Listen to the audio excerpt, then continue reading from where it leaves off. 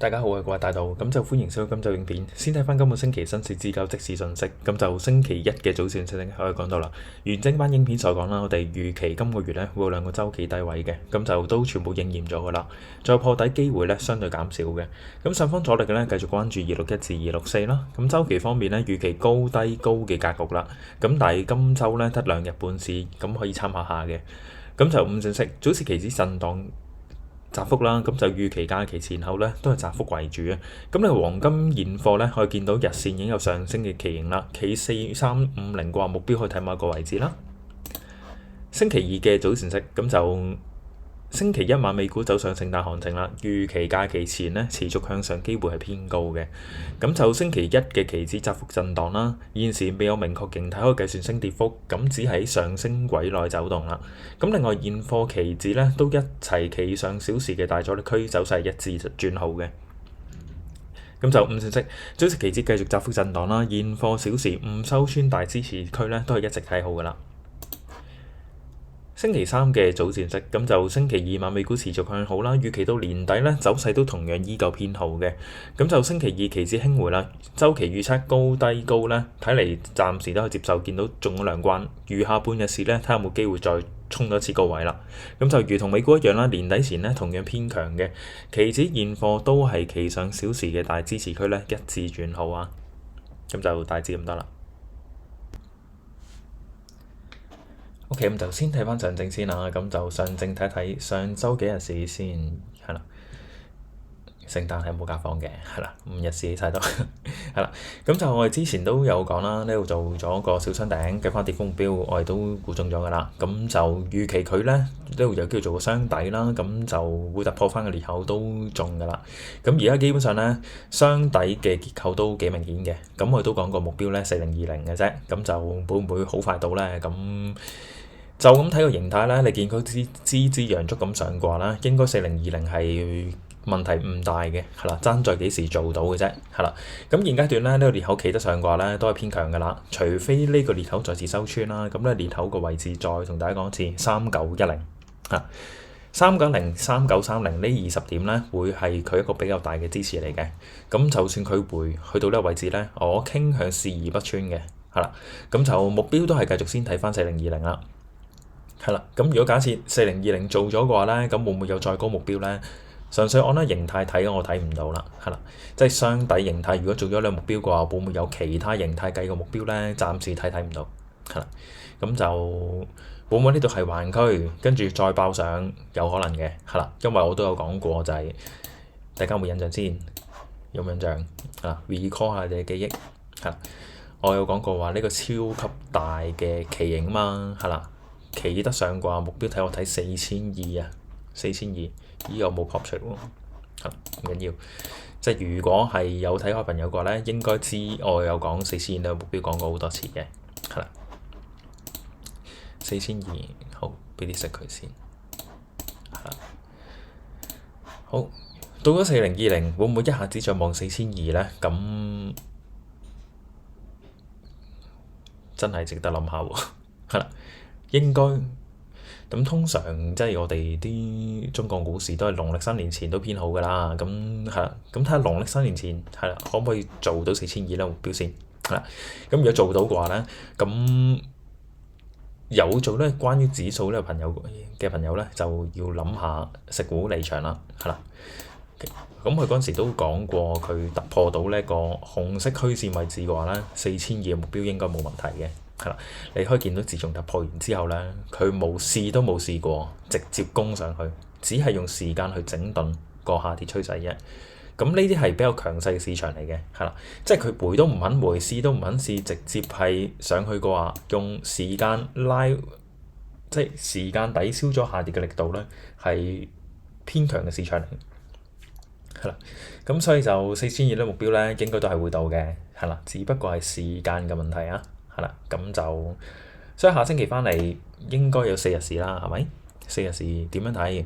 我都係預期目標都係睇4020，下邊支持睇3910至3930，係啦，咁就大致咁得啦。OK，咁就睇下道指先。咁就道指咁，我哋都上週影片好簡單，個封面都講咗聖誕行情㗎啦。咁就都係預期個市咧偏強嘅。咁我見到美股咧就限咗，睇下先廿。咁基本上應該都有4-5日市啊，係啦。咁你見佢個形態咧，都仍然喺前頂度徘緊嘅啫，係啦。咁佢見到而家咧有機會做個上升嘅旗形啦，或者做個小雙頂嘅，係啦。咁我偏向咧做上升旗形機會比較大啲啊。咁如果佢能夠企得上487，企得實嘅話咧，佢目標可以睇到495嘅，係啦。咁但係要留意呢度個上升軌係一個阻力啦。咁基本上你見到呢度攔截咗一次，呢度又攔截咗第二次。會唔會有第三次咧？係啦，唔排除咁嘅可能性。咁就如果純粹按個形態計嘅話咧，上升嘅旗形計翻目標就495，係啦。咁如果假設要做雙頂、小雙頂嘅話咧，咁佢呢度可能會跌多，即係假設478呢個支撐位啦，跌落去嘅話應該大概會跌900點到啦。咁你預47000啦，469至47000啦，係啦。即係如果係49000至467就可能要回測翻呢條上升軌道嘅，係啦。咁但係現階段咁睇啦，我見佢支近排啦，支都係陽燭，咁偏強啲，咁所以就傾向往上攻機會可能會比較大啲嘅。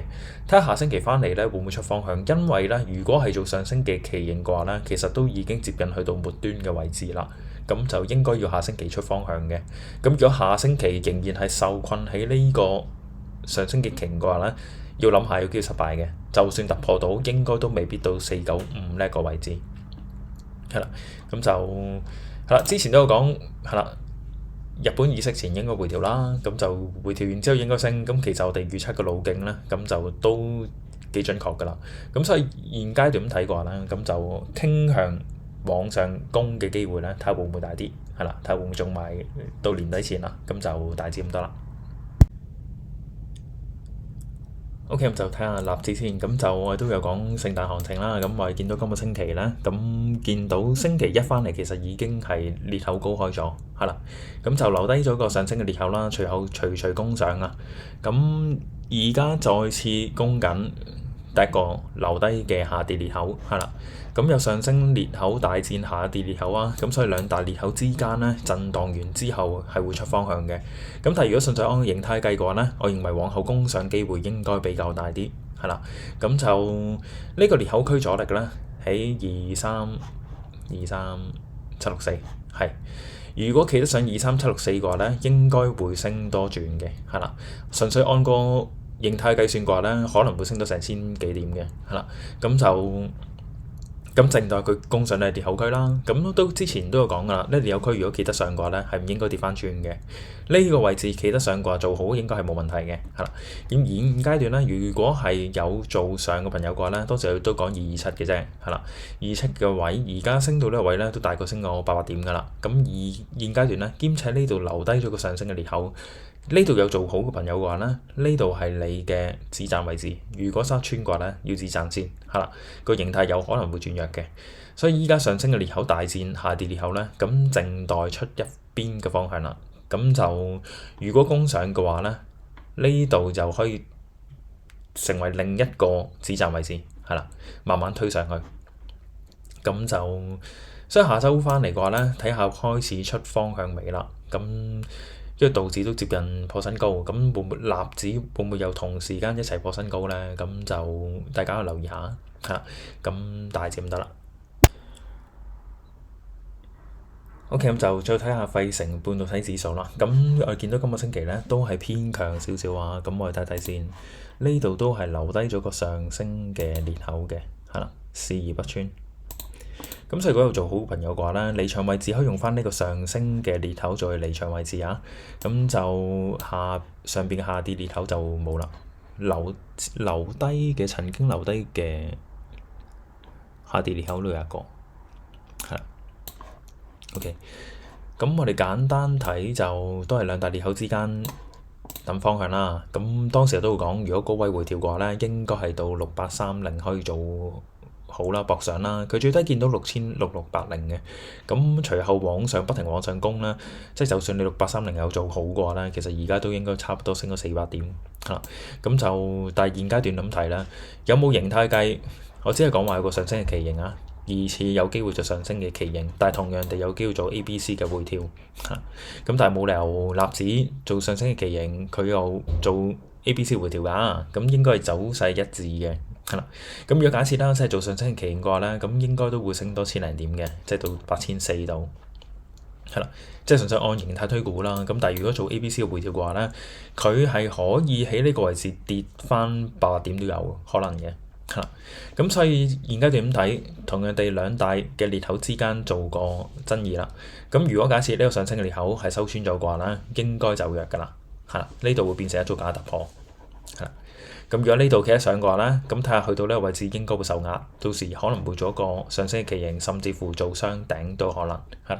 咁所以就我傾向往上攻機會係比較大啲嘅。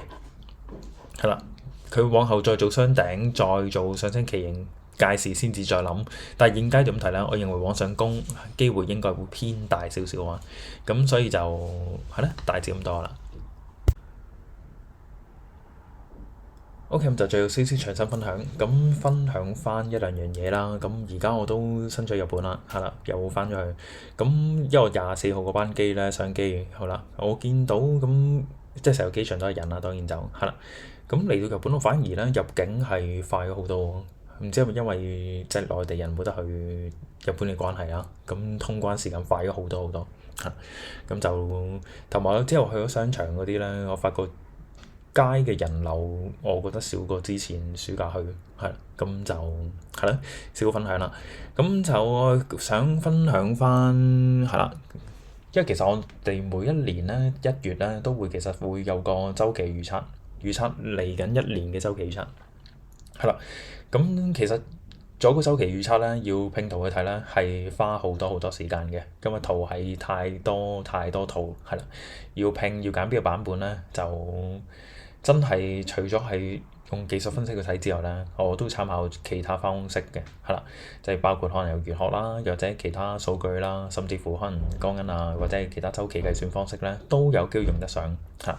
咁我哋都可以分享下2025年1月對25年全年嘅週期預測嘅，係啦。即係當時呢個係25年1月嘅月報啦。咁預期兩個版本係啦，都係先回後上係啦。第一季應該會上高位嘅係啦，呢第一個版本啦。咁隨後咧第四月啦會開始回啦，之後都係普遍低位震盪係啦。咁第二個版本預期都係先回，跟住後上係啦。咁之後咧偏喺高位震盪係啦。咁好老實講嘅係啦，呢兩個版本咧頭第一季應該都中嘅係啦，先回後上係啦，應該3月都係見高位，之後4月開始回。咁但係咧，直至我大概喺5、6月嘅時間啦，咁我預期呢兩個版本咧越睇越唔似樣係啦，好老實講。儘管我哋遇到 Q1 個走勢，咁但係往後時間咧，我承認係有啲出入嘅係啦。咁所以亦都喺8月、9月嘅時間，我係補咗另一個預測係啦。用個拼圖去睇啦，佢個拼圖走勢有預期第4季咧都係會係平滑發展嘅，即係無論佢25000上到27000係啦，我都係預期會去翻25000咁上緊嘅位置咧去走勢，去呢個行情嘅係啦。咁所以喺第8月、9月我提供嘅月報時間咧，預期個走勢大致都係咁樣嚇。其實喺因為我預測週期版本上邊咧，我有4、5個版本啦，最大機會發生嘅係啦。咁我就講即係列出咗我認為最大可能嗰兩個版本。咁遺憾地咧，佢出現喺另一個拼圖出現咗係啦。咁你可以見到其實同整年個恆指走勢咧係相當近似嘅係啦。除咗4月出現咗大跌，佢冇如實反應之外咧，個月都係出現咗嘅，即係佢4月係回調咗好深，咁但係咧佢係立即補翻上係啦。如果唔係4月嗰次衝擊嘅話咧，咁基本上咧拼圖走勢咧同成個恆指走勢係一致，非常一致係啦。咁咧係其中我做出嚟最大可能嗰4、5個版本，我遺憾我揀唔到呢一個出嚟啊。咁但係另一個好彩計咧，咁我揀呢兩個版本咧，同樣地都係第一季回之後再上，有講過第一季回之後再見年度高位係啦，最好做好嘅機會咧，應該係第一季回調嗰下係啦。第一季回調嗰下係啦。咁所以就我而家用緊好多時間咧去計緊週期係啦。希望26年1月嗰我會再係啦，再計得準確啲啦，又或者我會再提供多一兩個版本俾大家睇啦。係，因為如果版本太多嘅話咧，我諗大家可能會亂嘅。咁但係同樣地，你都可以不停去檢測翻個走勢，究竟邊個版本係最適合嘅。係啦，咁所以喺26年1月嘅月報上面咧，我會再公開26年全年整年嘅拼圖啦。係，呢個第一樣嘢啦。咁第二樣嘢係，即使就我而家去旅行嘅啫，咁我都有講，即係唔會影響，即係唔會影響到我去做分析嘅時間嘅嚇，亦都唔會影響到拍片嘅時間。儘管而家係星期六嘅話咧，我都係繼續拍片嘅啫，係啦。咁就所以補多句啦，即係有之前 hater 嗰句係啦，hater 啦，各位朋友啦，我想講嗱，你有你留言嘅權利，同樣地我都有我取消留言嘅權利，係，我會刪除留言嘅權利。係啦，即係老實講，我冇咁多時間去同你嚟將出角，係啦，咁就因為我淨係計週期，我都用好多時間咧，係啦，即係如果你要留言咧，你繼續嘅，同樣地我都可以講刪除嘅啫，係啦，咁就係啦，咁做啲咩分享咧？咁聖誕過咗，咁係啦，咁就sorry，補多一句先，係啦，我啲新原精版影片有講過啦，咁。白銀係啦，白銀我大概一兩個月前都有講過，應該全年內都有講幾次白銀嘅，係啦，白銀嘅走勢而家都瘋狂咁上啦。咁我認為嚟緊咧，出年有兩大主題，係啦，有兩大主題嘅。第一個咧，我應該喺之前嘅月報有講過，我認為嗰隻商品係啦，嗰隻指數咧應該會暴跌到某一個位置，嗰個會係做好嘅時間，係啦，就係西子有換應該知㗎啦。如果唔知啩，私底下電郵再問，係啦。咁第二啦，咁就你諗翻啦，一兩個月前嘅月報咧，我咪有做過專題啊。嗰個應該會出年其中一個可以部署做好個時間嗰個商品啦，係啦。咁第二樣嘢咧，咁見到貴金屬咧互相交補咁上，黃金上完到白銀上，白銀上完咧，會唔會有另一隻商品咧？係啦，我睇下嚟緊呢幾日我有冇時間真係揾啦，係啦，我真係俾啲時間我，因為而家我係去緊旅行，例如我女都問我，點解你咁忙嘅咧？去到係啦，都要做分析嘅咧，係啦，咁所以要俾啲時間我去揾，會唔會有下一隻商品咧可以跑出？係啦，咁所以就大致咁多啦，係啦，咁聖誕過咗都補多一句啦，咁 Happy New Year 係啦，咁係，咁就感謝大家嘅支持啊！